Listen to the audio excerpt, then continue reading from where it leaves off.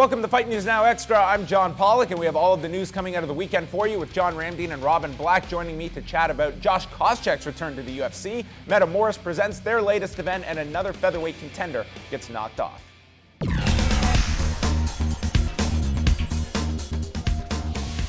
Frankie Edgar notched his third win in a row on Saturday night and did so in dominant fashion, finishing Cub Swanson with a neck crank with only 4 seconds to go in their 5-round bout.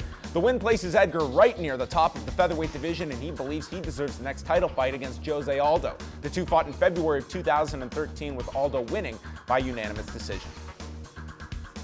It was 14 years in the making, and on Saturday night, Renzo Gracie and Kazushi Sakuraba met at Meta Morris. This time, it was a grappling match. The two went the full 20 minutes and had it declared a draw. Gracie also noted that he had dislocated his knee during training for the bout and also lost 27 pounds ahead of time. And Stephen Morocco at MMAJunkie.com reports that Josh Koscheck is set to return at UFC 184 on February the 28th in Los Angeles against Neil Magny. The fight is not official, but is being targeted for that date by officials. Koscheck has not fought since UFC 167 last November, while Magny has gone 5-0 in 2014. Here with John Ramdeen and Robin Black. We're coming off the UFC's Fight Night card in Austin, Texas, headlined by Frankie Edgar, a dominant performance against Cub Swanson, stopping him with just 4 seconds to go in the fight. He believes he deserves the next title fight. Or do you tend to agree, John? Of course, and I think most fans that follow mixed martial arts, who follow the UFC, believe that Frankie Edgar is the man. That first fight with Jose Aldo was very, very competitive. So yes, of course, I want to see it. But is the UFC going to give Frankie that shot, or are they going to put him up against Conor McGregor? And if I'm Conor and his team, it's like, there is no way, because this guy could take lots of money out of my pocket. Yeah, that's often the debate. If you ask me, yeah, Frankie Edgar with a fight that good, so dominant, so visceral, I want to see it again, and he should be able to win. He has a very real possibility. He looked good in the last time. He could go win. He could be a 2-division champion. But you got to make money, and one of the ways to do that is give the fans what they want. The fans' desires are real. They want to see this awesomely interesting Irishman go in and see if he can beat Jose Aldo and become the champion.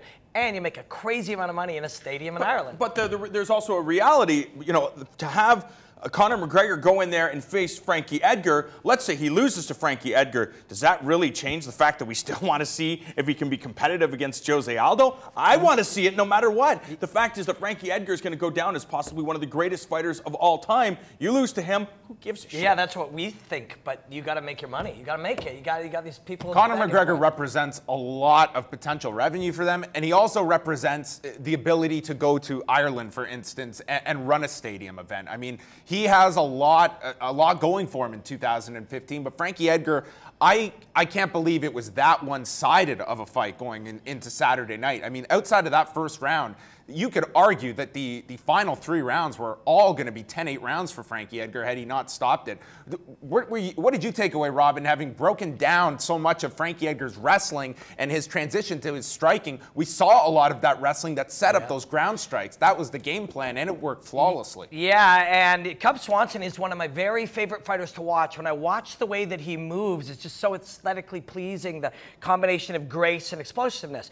And then I went into breakdown Frankie Edgar, and I went through 6, 7, 8 of his fights in my breakdown. And when I was done doing it, people were like, who you got to pick? And I didn't really want to pick one, because although you're a huge fan of Frankie's work, I felt he was going to beat my guy.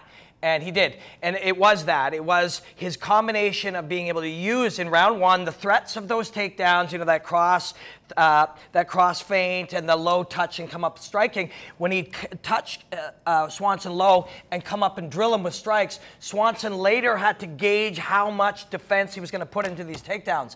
When he took anything but 100% of defense, Frankie took him down. Even with some of the 100% defenses, took him down. All of that, but it was also an incredibly dominant top game, as dominant a top game of jiu-jitsu and ground striking as we've seen in years. If Frankie didn't just beat up Cub Swanson throughout those rounds, would he been able to get the finish?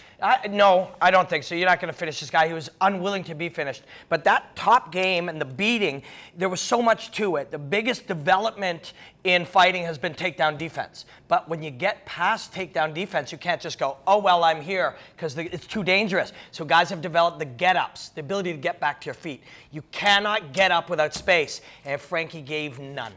And you also look now at Cub Swanson, the streak ends. I really hope that they do match him with a wrestler. I think it would really, to go back to camp and really focus on a wrestler like a Dennis Bermudez, maybe a Chad Mendez, that style of fighter that's going to be a real threat, because that was a hole for Cub Swanson. I think that he should go back to camp and really address that. You can take a lot away from that fight as he prepares for somebody. But you have to imagine that they brought in top wrestlers for him, and that this is something, Frankie Edgar's just a special guy. And, you know, the fact is, he's undersized for the division, and this is a guy that won the 155-pound title against one of the greatest fighters in the history of the sport. He is just, I think, a different level of fighter. And even if Cub Swanson trained with top-level wrestlers, I still don't think he would have been able to stop those takedowns. Yeah, because what he trained with were guys who were 10s. He trained with 10s, and they trained out of 10, and they trained to prepare to deal with the 10 level of wrestling. And then Frankie Edgar took it up to 11. You know what I mean? Like, he just took it to another level. He created a new ceiling for that level of wrestling, and now everybody got to keep up with it. And Mendez may have that 11 ceiling too.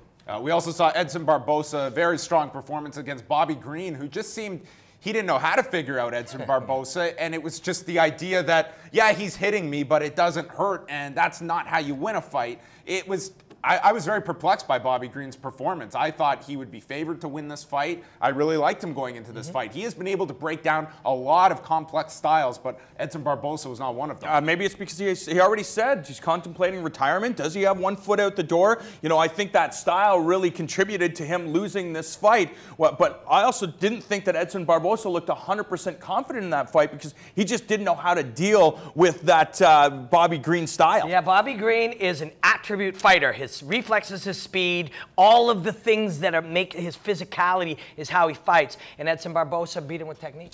All right. That was Fight Night in Austin, Texas. For Robin Black, John Ramdine, I'm John Pollock, and we have more Fight News Now Extra, and it's coming up next.